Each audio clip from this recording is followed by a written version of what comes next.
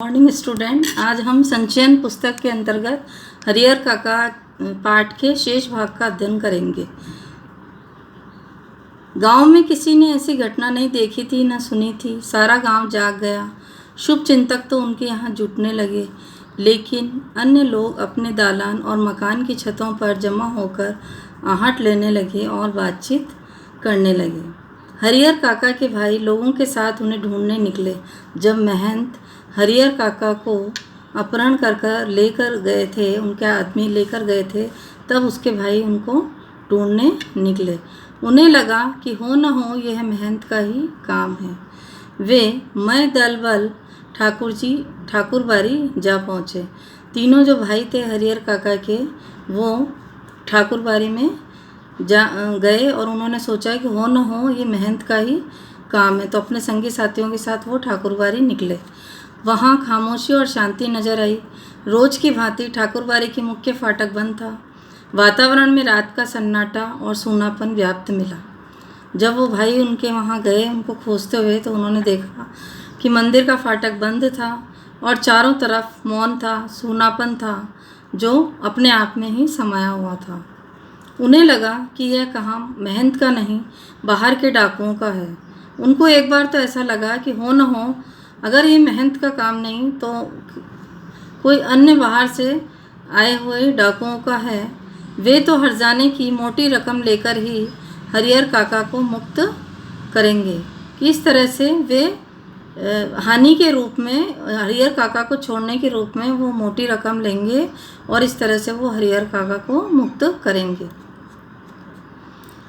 खोज में निकले लोग किसी दूसरी दिशा की ओर प्रस्थान करते कि इसी समय ठाकुरबारी के अंदर से बातचीत करने की सम्मिलित किंतु धीमी आवाज़ सुनाई पड़ी।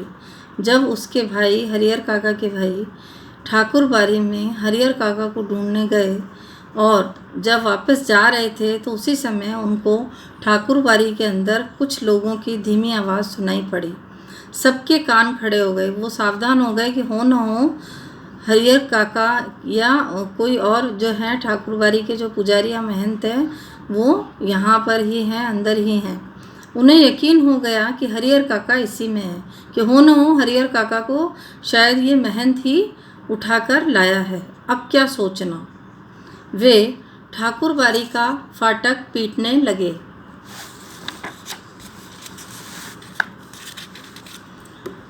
इसी समय ठाकुरबारी की छत से रोड़े और पत्थर उनके ऊपर गिरने लगे। रोड़े होते हैं छोटे छोटे पत्थर, उनके ऊपर से गिरने लगे। वे तीतर बीतर होने लगे। अपने हथियार संभाले, लेकिन हथियार संभालने से पहले ही ठाकुरबारी के कमरों की खिड़कियों से फायरिंग शुरू हो गई। एक नौजवान के पैर में गोली लग गई, वह गिर गया और उसके गिरते ही हरिहर काका के भाइयों के पक्षधर भाग चले। सिर्फ वे तीनों भाई ही बचे रह गए। अपने तीनों के बूते इस युद्ध को जीतना उन्हें संभव नहीं जान पड़ा, इसीलिए वे कस्बे के पुलिस थाने की ओर दौड़ पड़े। जैसे उनके भाइयों ने देखा कि ठाकुरबारी में जब वो उनके भाई को ढूंढने आए, तो वहाँ से ऊपर से पत्थर और कुछ छोटे छोटे टुकड़े पत्थर के गिरने लगे। वे तीतर बीतर होने लगे। वे अस्त व्यस्त हो गए।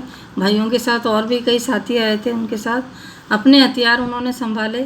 हथियार संभालने से पहले ही ठाकुरबारी के कमरों की खिड़कियों से फायरिंग भी शुरू हो गई और इस तरह से जो उनके साथ में एक नौजवान आया था, उसके पैर में गोली लग गई, वह गिर गया। उसके गिरते ही हरिहर काका के भाइयों के पक्षधर भाग गए। जो भी हरिहर काका के भाइयों के साथ आए थे, वो वहाँ से भाग गए। अब केवल तीनों भाई ही बचे रह गए।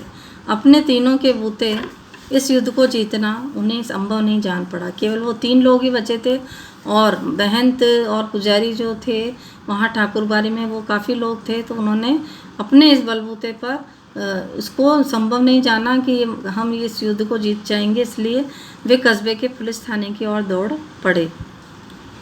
इधर ठाकुरबारी के भीतर महंत और उसके कुछ चंद विश्वासवासी साधु सादे और लिखे कागजों पर अनपढ़ हरिहर काका के अंगूठे के निशान जबरन ले रहे थे।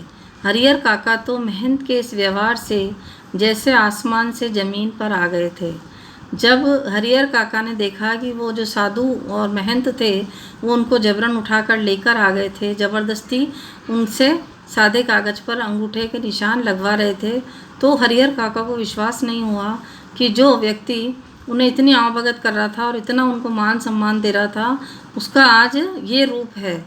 उन्होंने सपने में भी नहीं सोचा था कि महंत जी इस रूप में भी वो आएंगे। जिस महंत को वह आदरणीय और श्रद्धेय मानते थे, यानी आदर के रूप में और श्रद्धा के रूप में समझते थे, वह महंत अब उन्हें घृणित, दुराचारी और पापी नजर आने लगा। जिस महंत का वह आदर करते थे, उन्हें श्रद्धा के समान श्रद्धेय और सम्मानित करते थे, वो महंत आज उनको बहुत बुरे और दुष्ट, दुराचारी और पापी नजर आने लगे। अब वह उस महंत की सूरत भी देखना नहीं चाहते थे। अब अपने भाइयों का परिवार महंत की तुलना में उन्हें ज़्यादा पवित्र, नेक और अच्छा लगने लगा था। हरिहर काका ने सोचा कि महंत का जो दिखावा था वो केवल झूठा ही था। अब उनको लगा कि मेरा जो भाइयों का परिवार था वो इन महंत से ज़्यादा पवित्र और अच्छा था। हरिहर काका ठाकुरबाड़ी से अपने घर पहुंचने के लिए बेचैन थे, व्याकुल थे। वो जल्द से जल्द ठाकुरबाड़ी से निकलना चाहते थे, लेकिन लोग उन्हें पकड़े हुए थे और महंत जी उन्हें समझा रहे थे, तुम्हारे भले के लिए यह सब किया गया है हरिहर। अभी तुम्हें लगेगा कि हम लोगों ने तुम्हारे साथ जोर ज़बरदस्ती की, लेकिन बाद में तुम समझ जाओगे कि जिस धर्म संकट में तुम पड़े थे उससे उबारने के लिए यही एकमात्र रास्ता था। इस तरह से ठाकुरबाड़ी में महंत और साधु उनको समझाने लगे। जो ठाकुरबाड़ी के महंत के जो पक्षधर के लोग थे वो हरिहर काका को कहने लगे कि ये सब तुम्हारे भले के लिए किया गया है और इसीलिए ये जोर ज़बरदस्ती तुम्हारे साथ की गई है, तुमको इस धर्म संकट से निकालने के लिए, क्योंकि इसके अलावा कोई दूसरा रास्ता भी नहीं था। एक और ठाकुरबाड़ी के भीतर जबरन अंगूठे का निशान लेने और पकड़कर समझाने का कार्य चल रहा था, तो दूसरे ओर हरिहर काका के तीनों भाई सुबह होने से पहले ही पुलिस की जीप के साथ ठाकुरबाड़ी आ पहुँचे। एक तरफ तो ठाकुरबाड़ी के महंत जो थे वो ज़बरदस्ती हरिहर काका के अंगूठे के निशान ले रहे थे और उन्हें समझा रहे थे। दूसरी तरफ हरिहर काका के भाइयों को ये मालूम हो गया था कि हरिहर काका महंत के उसमें हिस्से में ही हैं, महंत के साथ ही हैं, और इस तरह से वो तीनों भाई पुलिस को साथ लेकर ठाकुरबाड़ी पहुँचे। उनको ऐसा लगने लगा कि हरिहर काका का अपहरण इन महंत और साधु लोगों ने ही किया है। जीप से तीनों भाई, एक दरोगा और पुलिस के 8 जवान उतरे। जीप से तीनों भाई उतरे, एक जो इंस्पेक्टर थे वो उतरे और जो इंचार्ज प्रभारी थे, पुलिस इंचार्ज जो प्रभारी थे वो उतरे। ठाकुरबाड़ी के फाटक पर आवाज़ लगाई, दस्तक दी, दरवाज़ा खटखटाया। दस्तक देना यानी दरवाज़ा खटखटाया, लेकिन अंदर से कोई जवाब नहीं। अब पुलिस के जवानों ने ठाकुरबाड़ी के चारों तरफ घेरा डालना शुरू किया। जब जीप में तीनों भाई और जो पुलिस इंस्पेक्टर थे और जो 8 जवान थे और जो प्रभारी थे वो सब आए और ठाकुरबाड़ी के दरवाजे को खटखटाया, तो अंदर से कोई जवाब नहीं मिलने पर उन्होंने पूरी ठाकुरबाड़ी को चारों तरफ से घेर लिया। ठाकुरबाड़ी अगर छोटी रहती तो पुलिस के जवान आसानी से और इससे घेर लेते, लेकिन विशालकाय ठाकुरबाड़ी को पुलिस के सीमित जवान घेर सकने में असमर्थ साबित हो रहे थे, क्योंकि उनके साथ केवल 8 जवान ही आए थे। तो इस तरह से इतने विशाल रूप में जो ठाकुरबाड़ी फैली हुई थी, तो वो अपने आप को असहज महसूस कर रहे थे कि इतने कम जवान हैं और फिर भी उन्होंने चारों तरफ उसको घेर लिया। फिर भी जितना संभव हो सका उस रूप में उन्होंने घेरा डाल दिया और अपना अपना मोर्चा संभाला। सुबह की प्रतीक्षा करने लगे। इस तरह से वो सुबह का इंतज़ार करने लगे कि हो ना हो कोई ना कोई तो ठाकुरबाड़ी से बाहर निकलेगा। हरिहर काका के भाइयों ने सोचा था कि जब वे पुलिस के साथ ठाकुरबाड़ी पहुंचेंगे तो ठाकुरबाड़ी के भीतर से हमले होंगे और साधु संत रंगे हाथों पकड़ लिए जाएंगे, लेकिन ऐसा कुछ भी नहीं हुआ। ठाकुरबाड़ी के अंदर से एक रोड़ा भी बाहर नहीं आया। शायद पुलिस के आते हुए उन्होंने देख लिया था। जब पहले ठाकुर बाड़ी वो पहुँचे थे उसके भाई हरिहर काका के, तब उन पर पत्थर बरसाए गए थे और फायरिंग शुरू कर दी थी। लेकिन जब वो पुलिस को लेकर पहुँचे तो उन्होंने ऐसा ही सोचा कि हो ना हो वापस पत्थर बरसाएंगे और फायरिंग होगी और इस तरह से पुलिस के साथ हम उनको रंगे हाथों जुर्म करते हुए पकड़वा देंगे। लेकिन वहाँ पर उनको आश्चर्य हुआ कि एक भी पत्थर बाहर नहीं आया। सुबह होने से अभी कुछ देर थी, इसलिए पुलिस इंचार्ज रहकर ठाकुर बाड़ी का फाटक खोलने तथा साधु संतों को आत्मसमर्पण करने के लिए आवाज़ लगा रहे थे। सुबह होने में कुछ समय बाकी था। जो पुलिस के जो प्रभारी थे वो बार बार ठाकुर बाड़ी का फाटक खोलने के लिए और साधु संतों को अपने हथियार डाल देने और जुर्म कबूल करने के लिए बार बार आवाज़ लगा रहे थे। पुलिस वर्ग की ओर से हवाई फायर भी किए जा रहे थे, लेकिन ठाकुर बाड़ी की ओर से कोई जवाब नहीं आ रहा था। सुबह तड़के एक वृद्ध साधु ने ठाकुर बाड़ी का फाटक खोल दिया। उस साधु की उम्र 80 वर्ष से अधिक की होगी। वह लाठी के सहारे कांपते हुए खड़ा था। पुलिस इंचार्ज ने उस वृद्ध साधु के पास पहुंच हरिहर काका तथा ठाकुर बाड़ी के महंत, पुजारी व अन्य साधुओं के बारे में पूछा। जब उन्होंने देखा कि जैसे सुबह हुई तो एक बूढ़ा जो साधु था उन्होंने ठाकुर बाड़ी का फाटक खोला। उसकी उम्र लगभग 80 वर्ष की रही और वह लकड़ी के सहारे कांपते हुए दूर खड़ा था और पुलिस प्रभारी के पास पहुंचकर उस साधु ने हरिहर काका और ठाकुर बाड़ी के जो महंत थे, पुजारी थे और अन्य साधुओं के बारे में उन पुलिस इंचार्ज प्रभारी थे उन्होंने पूछा उन वृद्ध साधु से, लेकिन उसने कुछ भी बताने से इनकार कर दिया। पुलिस इंचार्ज ने कई बार उससे पूछा, डांट लगाई, धमकियां दी, लेकिन हर बार एक ही वाक्य कहता, मुझे कुछ मालूम नहीं। जब जो पुलिस प्रभारी थे उन्होंने उस बूढ़े साधु से पूछा कि हरिहर काका कहाँ हैं, ठाकुर बाड़ी के महंत, पुजारी और अन्य साधु कहाँ हैं, तो उसने सब कुछ बताने से इनकार कर दिया और उसने कहा कि मुझे कुछ मालूम नहीं। ऐसे वक्त पुलिस के लोग मारपीट का सहारा लेकर भी बात उगलवाते हैं, लेकिन उस साधु की वह यानी उम्र देखकर पुलिस इंचार्ज को मोहटिया जाना पड़ा। यानी उन्होंने देखा कि जो साधु थे वो बहुत उम्र में थे और उनके साथ कुछ भी नहीं कर सकते थे, इसीलिए उन्होंने उनकी उम्र को देखते हुए नज़रअंदाज कर दिया और वो वहाँ से चले गए।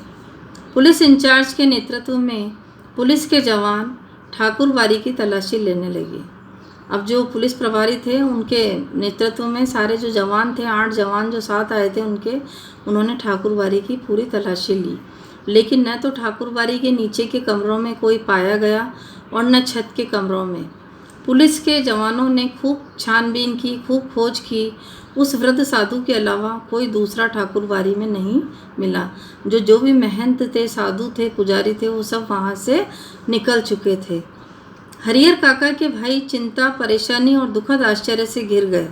अब हरिहर काका के भाइयों को बहुत चिंता हो गई कि आखिर हरिहर काका गए तो कहाँ गए, और इस तरह से वो बहुत परेशान हो गए और उनको आश्चर्य हुआ कि इतना पैसा खर्च करके हम पुलिस को लेकर आए हैं और फिर भी हरिहर काका का कोई भी पता नहीं है। ठाकुर बाड़ी के महंत और साधु संत हरिहर काका को लेकर कहाँ भाग गए? अब क्या होगा? काफ़ी पैसा खर्च करके हम पुलिस को लाए थे।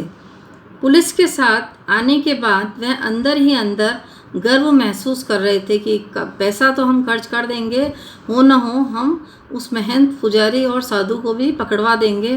तो वो अपने आप को बड़ा गौरवान्वित महसूस कर रहे थे। लेकिन जब वहाँ पर पहुँचे ठाकुर बाड़ी में तो वो लोग वहाँ से निकल चुके थे।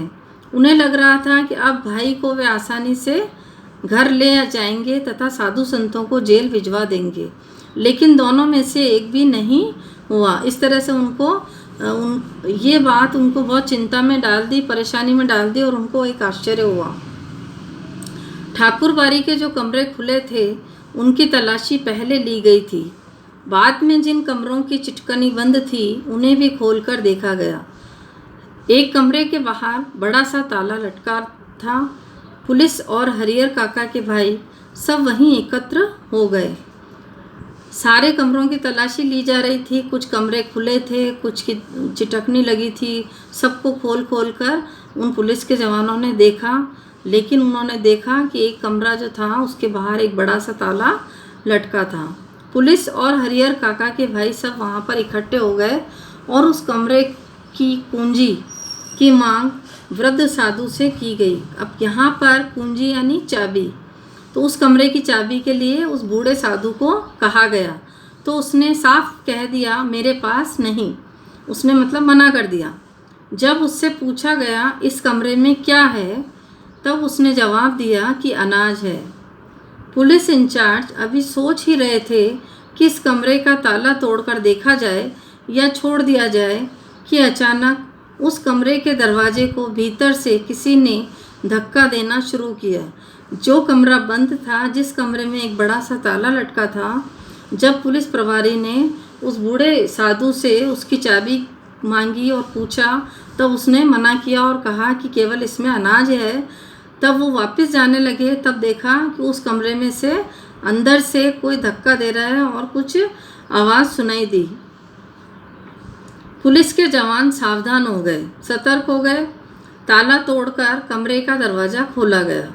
पुलिस प्रभारी के कहने पर उस कमरे का ताला तोड़ दिया गया और दरवाज़ा खोला गया। कमरे के भीतर यहाँ पर आया है अंदर। हरिहर काका जिस स्थिति में मिले, उन्हें देखकर उन्हें भाइयों, तो कमरे के अंदर जब हरिहर काका को बहुत ऐसी अवस्था में देखा तो उनके भाइयों का खून खौल उठा, यानी उनको बहुत गुस्सा आया। जिस स्थिति में हरिहर काका मिले थे, उस वक्त अगर महंत, पुजारी या अन्य नौजवान साधु उन्हें नज़र आ जाते तो वे उन्हें जीते जी नहीं छोड़ते।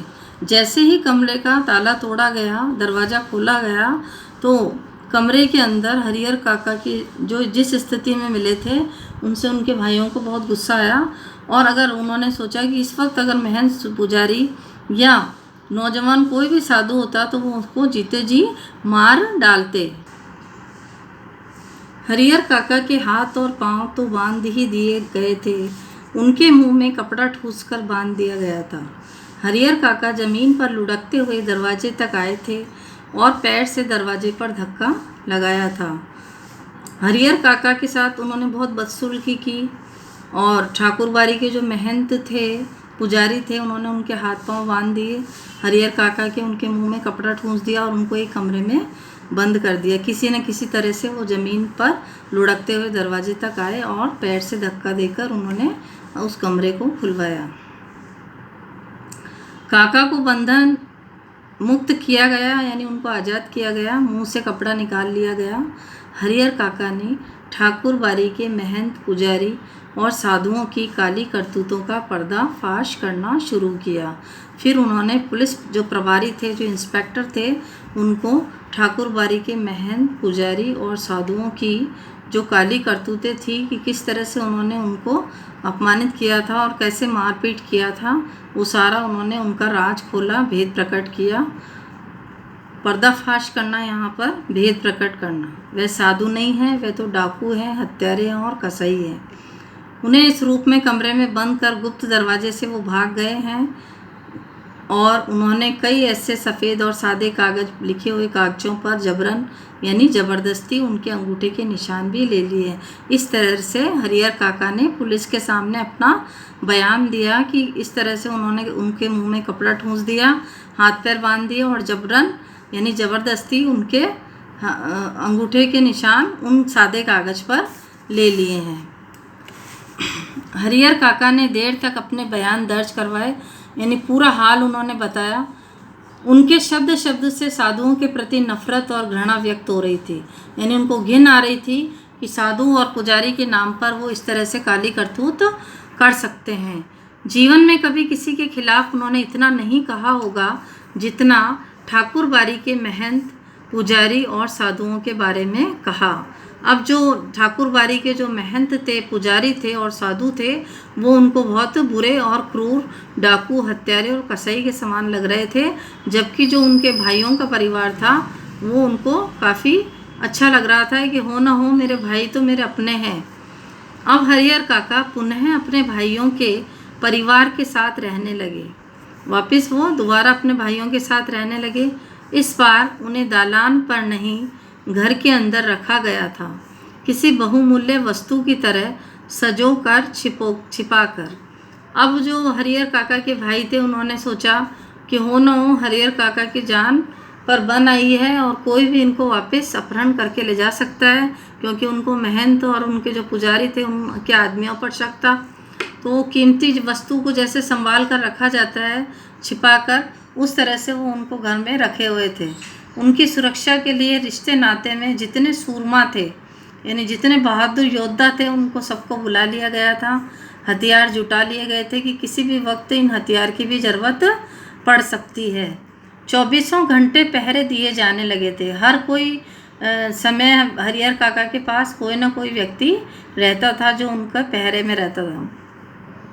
अगर किसी आवश्यक कार्यवश काका घर से बाहर गांव में निकलते तो 4-5 की संख्या में हथियारों से लैस लोग उनके आगे पीछे चलते रहते। इस तरह से उनको अकेला बिल्कुल भी उनके भाई नहीं छोड़ रहे थे। अगर वो गांव के बाहर भी जाते तो 4-5 लोग उनके साथ हथियार के साथ जाते। रात में चारों तरफ से घेर कर सोते। भाइयों ने ड्यूटी बांट ली थी कि किस किस समय किसको अपने हरिहर काका के साथ रहना है। आधे लोग सोते तो आधे लोग जागकर पहरा देते रहते। इस तरह से अब जो उनके भाई थे हरिहर काका के, वो सचेत हो गए थे। इधर ठाकुरबाड़ी का दृश्य भी बदल गया था। एक से एक खूंखार लोग ठाकुरबाड़ी में आ गए थे। यहाँ पर खूंखार यानी क्रूर या निर्दयी लोग ठाकुरबाड़ी में आ गए थे। उन्हें देखकर ही डर लगता था। गांव के बच्चों ने तो ठाकुरबाड़ी की ओर जाना ही बंद कर दिया था। हरिहर काका को लेकर गांव प्रारंभ से ही 2 वर्गों में बंट गया था। कुछ जो लोग थे गांव के, वो ठाकुरबाड़ी के जो महंत थे उनके साथ थे, और कुछ लोग जो थे वो हरिहर काका के भाइयों के साथ थे। इस नई घटना को लेकर दोनों तरफ से प्रतिक्रियाएं व्यक्त की जाने लगी थी। यानी दोनों जो वर्ग थे वो अपने अपने विचार, अपने अपने बात को स्पष्ट कहना चाह रहे थे, व्यक्त करना चाह रहे थे कि किस तरह से बदला लिया जाए। और अब हरिहर काका एक सीधे साधे और भोले किसान की अपेक्षा चतुर और ज्ञानी हो चले थे। वह महसूस करने लगे थे कि उनके भाई अचानक उनको जो आदर, सम्मान और सुरक्षा प्रदान करने लगे हैं, उसकी वजह उन लोगों के साथ उनका सगे भाई का संबंध नहीं, बल्कि उनकी जायदाद है, अन्यथा वे उनको पूछते तक नहीं। जिस तरह से हरिहर काका आप समझ गए थे, वो अब सीधे साधे किसान नहीं रहे थे, चतुर हो चले थे, ज्ञानी हो चले थे, और उन्होंने ये अनुभव किया, महसूस किया कि जो भाई उनका बिल्कुल साथ नहीं दे रहे थे, और वो अब अचानक किस तरह से बदल गए, कैसे उनको सम्मान देने लगे हैं। और मुझे उनको यह आभास हो गया था कि महंत के साथ साथ जो उनके भाई हैं वो भी उनकी जायदाद को लेना चाहते हैं। इसी गांव में जायदादहीन भाई को कौन पूछता है। हरिहर काका को अब सब नज़र आने लगा था कि अगर मैं जायदादहीन हो जाऊंगा, जायदादहीन भाई को धन दौलत के बिना तो कोई भी किसी को नहीं पूछता है। आज मेरे पास 5 बीघा खेत है, ज़मीन है, तो ये भाई मुझे पूछ रहे हैं। महंत की चिकनी चुपड़ी बातों के भीतर की सच्चाई भी अब वे जान गए थे। यानी किस तरह से भाई उनकी आवभगत कर रहे थे और किस तरह से महंत ने चिकनी चुपड़ी बातें करके और उनको अपनी बातों में ले लिया था। तो वो दोनों तरफ के पक्ष की बात को वो समझ गए थे और वो नहीं चाहते किस तरह से वो अपनी ज़मीन इन किसी के नाम कर दें। ठाकुर जी के नाम पर वे अपना और अपने जैसे साधुओं का पेट पालता है। वो महंत जी के लिए सोचने लगे कि ये तो केवल ठाकुर पूजा पाठ के नाम पर ढोंग करता है और अपने साथ साथ अन्य साधुओं का भी पेट पालता है। उसे धर्म और परमार्थ से कोई मतलब नहीं। निजी स्वार्थ के लिए साधु होने और पूजा पाठ करने का ढोंग इसने रचाया है। तो वो जो महंत थे उनको बहुत अधर्मी लगे और उन्होंने कहा कि ये केवल पूजा पाठ के नाम पर लोगों को धोखा दे रहा है। साधु के बाने में, बाना होता है वेश, साधु के वेश में महंत, पुजारी और उसके अन्य सहयोगी लोभी, लालची और कुकर्मी हैं। तब उनको हरिहर काका को ये महसूस हो गया कि ये साधु के वेश में जो महंत हैं, पुजारी है, जो अन्य सहयोगी हैं उसके, वो सारे ही लोभी लालची हैं और बुरे काम करने वाले हैं। छल बल कल, यानी उन्होंने किसी न किसी तरह से अपनी बुद्धि से, छल से और अपने बल के प्रयोग से किसी भी तरह से धन अर्जित कर बिना परिश्रम किए ये आराम से रहना चाहते हैं। अपने घृणित इरादों को छुपाने के लिए ठाकुरबाड़ी को इन्होंने माध्यम बनाया है कि इस तरह से भगवान के दर पर आकर भगवान के मंदिर को इन्होंने अपना एक स्थान बना लिया है और इस तरह से वो बुरे काम कर रहे हैं। एक ऐसा माध्यम जिस पर अविश्वास न किया जा सके, क्योंकि गांव वालों को ठाकुरबाड़ी के प्रति विशेष आस्था थी और वो किसी भी तरह से उन पर विश्वास करते थे। अविश्वास तो किया ही नहीं जा सकता था। इसीलिए हरिहर काका ने मन ही मन तय कर लिया कि अब महंत को वे अपने पास फटकने तक नहीं देंगे, कि न तो वो अपने भाइयों से बात करेंगे इस बारे में और न वो महंत को अपने पास ही आने देंगे। साथ ही अपनी ज़िंदगी में अपनी जायदाद भाइयों को भी नहीं लिखेंगे। तो पहले से अब जो सीधे साधे दिखने वाले, भोले किसान की तरह दिखने वाले जो हरिहर काका थे, वो अब चतुर और ज्ञानी हो चले थे और उनको अपने भाइयों के बारे में और जो महंत और पुजारी थे उसके बारे में, उनकी करतूतों के बारे में पता चल चुका था कि ये दोनों ही अपने स्वार्थवश मेरी ज़मीन को हथियाना चाहते हैं। अगर मैंने इनको ज़मीन लिख दी तो ये मुझे दूध के में मक्खी की तरह निकाल देंगे, यानी तुच्छ समझेंगे। अन्यथा फिर वह दूध की मक्खी हो जाएंगे, यानी वह तुच्छ और बेकार हो जाएंगे अगर उन्होंने अपने जीते जी अपनी जायदाद अपने भाइयों के नाम भी कर दी तो। लोग निकाल कर फेंक देंगे, कोई उन्हें पूछेगा तक नहीं, बुढ़ापे का दुख बिताए नहीं बीतेगा। लेकिन हरिहर काका सोच कुछ और रहे थे और वातावरण कुछ दूसरा ही तैयार हो रहा था। ठाकुरबाड़ी से जिस दिन उन्हें वापस लाया गया था उसी दिन से उनके भाई और रिश्ते नाते के लोग समझाने लगे थे कि विधिवत अपनी जायदाद वे अपने भतीजों के नाम लिख दे। जिस तरह से उनके भाई उनको वहाँ से ठाकुरबाड़ी से महंत के वहाँ से लेकर आए थे और महंत से छुड़ा कर लाए थे ठाकुरबाड़ी से, तो उनके जो रिश्ते नाते वाले लोग थे, जो परिवार के लोग थे, वो ये समझाने का प्रयास कर रहे थे हरिहर काका को कि वो कानूनी तौर पर ये जो सारी ज़मीन जायदाद है वो अपने भतीजों के नाम लिख दे। जब तक ऐसा नहीं करेंगे तब तक महंत की गिद्ध दृष्टि उनके ऊपर लगी रहेगी कि हो ना हो अब तुम्हें ये अपनी जायदाद भतीजों के नाम कर देनी चाहिए, नहीं तो जो महंत है उसकी तेज़ नज़र तुम्हारी इस जायदाद पर लगी रहेगी। सिर पर मंडरा रहे तूफान से मुक्ति पाने के लिए उनके समक्ष अब यही एकमात्र रास्ता है कि जो ये घूमता हुआ जो तुम पर ये तूफान या आफत आई हुई है, उनसे आज़ाद होने के लिए तुम्हारे सामने बस एक ही रास्ता है कि तुम्हें अपनी ज़मीन जायदाद भतीजों के नाम कर देनी चाहिए। तो इस तरह से हरिहर काका ने अपने परिवार के लोगों के लिए कुछ जैसा सोचा था उससे बिल्कुल विपरीत ही हो रहा था। सुबह, दोपहर, शाम, रात गए तक यही चर्चा, लेकिन हरिहर काका साफ नकार जाते। साफ नकारना यानी मना करना। सुबह, शाम, रात जब भी होती यही चर्चा होती कि वो अपनी जायदाद परिवार के नाम कर दे, लेकिन हरिहर काका साफ मना कर देते। कहते, मेरे बाद तो मेरी जायदाद इस परिवार को स्वतः ही मिल जाएगी, यानी अपने आप ही मिल जाएगी, मैं नहीं रहूँगा तो। इसीलिए लिखने का कोई अर्थ नहीं। महंत ने अंगूठे के जो जबरन निशान लिए हैं उसके खिलाफ तो मुकदमा हमने किया ही है। तो उन्होंने भाइयों को समझाने का प्रयास किया कि मेरे मरने के बाद तो ये सारा जो ज़मीन जायदाद है वो तुम्हें ही मिल जाएगी, और वैसे भी महंत जो है उसने अंगूठे के जो निशान ज़बरदस्ती मुझसे लिए हैं उसके खिलाफ तो हमने मुकदमा दर्ज करवा दिया है।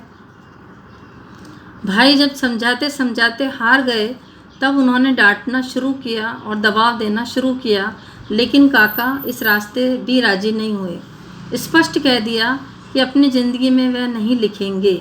जब भाइयों ने खूब दबाव डाला, रात दिन शाम सुबह हर तरह से उनको समझाने का प्रयास किया, डांटना शुरू कर दिया, दबाव देना शुरू कर दिया, लेकिन फिर भी हरिहर काका राजी नहीं हुए। उन्होंने कहा कि मैं अपनी ज़िंदगी में जीते जी यह काम नहीं करूँगा, यानी अपनी जायदाद जीते जी किसी के नाम नहीं लिखूँगा।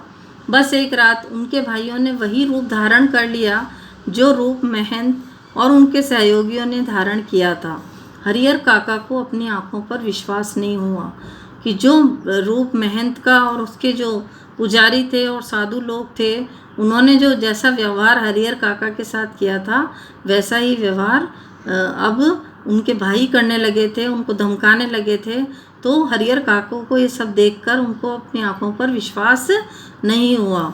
उनके वही अपने जो सगे भाई थे, जो उनकी सेवा और सुरक्षा में तैयार रहते थे, उन्हें वे अपना अभिन्न मित्र समझते थे, जो उनकी नींद ही सोते थे और जागते थे, हथियार लेकर उनके सामने खड़े थे, कह रहे थे कि सीधे मन से कागज़ों पर जहाँ जहाँ ज़रूरत है अंगूठे के निशान बनाते चलो। तो उनको अपनी आंखों पर विश्वास नहीं हुआ कि जो इतना मेरा ध्यान रखते थे और मुझे मेरी सुरक्षा करते थे, आज वही मुझे धमका रहे हैं और मुझे दबाव डाल रहे हैं कि जहाँ जहाँ पर भी हमको जो सीधे मन से तुम इन कागज़ों पर जहाँ जहाँ भी ज़रूरत है ये अंगूठे के निशान बनाते चलो। अगर तुम ऐसा नहीं करोगे तो हम तुम्हें घर के अंदर ही गाड़ देंगे, यानी मार देंगे। गांव के लोगों को कोई सूचना तक नहीं मिलने पाएगी, तो गांव के लोगों को भी पता नहीं चलेगा और इस तरह से हम तुमको मारकर यहीं घर के अंदर गाड़ देंगे। तो हरिहर पहले वाली बात होती तो हरिहर काका डर जाते। अज्ञान की स्थिति में ही मनुष्य मृत्यु से डरते हैं। ज्ञान होने के बाद तो आदमी आवश्यकता पड़ने पर मृत्यु को वरण करने के लिए भी तैयार हो जाता है। तो वो पहले जो हरिहर काका पहले वाली बात होती तो वो डर जाते। अज्ञान की स्थिति में ही मनुष्य मृत्यु से डरते हैं। ज्ञान हो गया उनको, आदमी आवश्यकता पड़ने पर मृत्यु को वरण करने के लिए तैयार हो जाता है। ज्ञान होने के बाद ही उनको सब स्थिति से उन्होंने भांप लिया था कि हो ना हो, हरिहर काका ने सोच लिया कि ये सब एक ही बार उन्हें मार दे तो ठीक होगा। तो उन्होंने कहा ठीक है, अगर तुम ऐसा चाहते हो तो ऐसे ही करो।